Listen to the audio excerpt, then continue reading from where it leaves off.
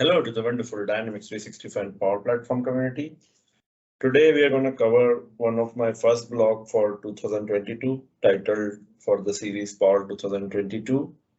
We are going to learn an effective way on how to show error messages in our client-side scripting.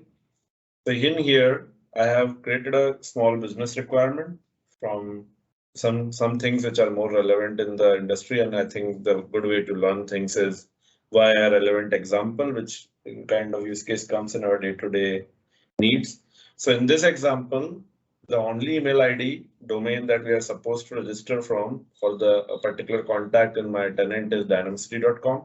So you can see a contact named John Smith created in this example, and that is the email ID john.smith@dynamicity.com.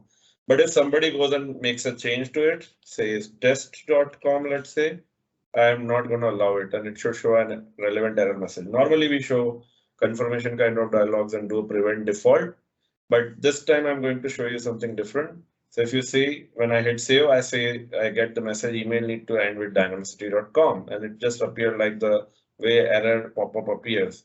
What else I can see? I can see show details where I get some error code as well as download log file button.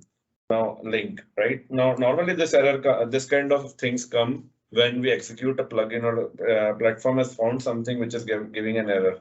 So I can get a error code, I can get the hex code, I'm also getting the further error details, right? To use and log this.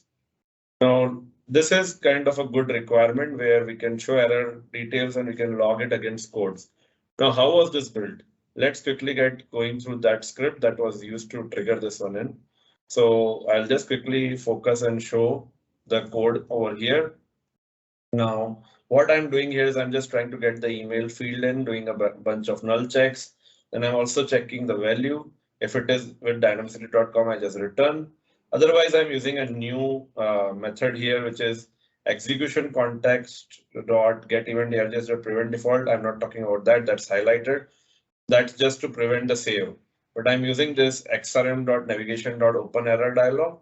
And when I open it, an email format incorrect, and here is where I have given my error code. So this is pretty handy because I can create a bunch of my own error codes in a bigger script and try and find the exact point of client-side script where this error was triggered. And the usability is also pretty good.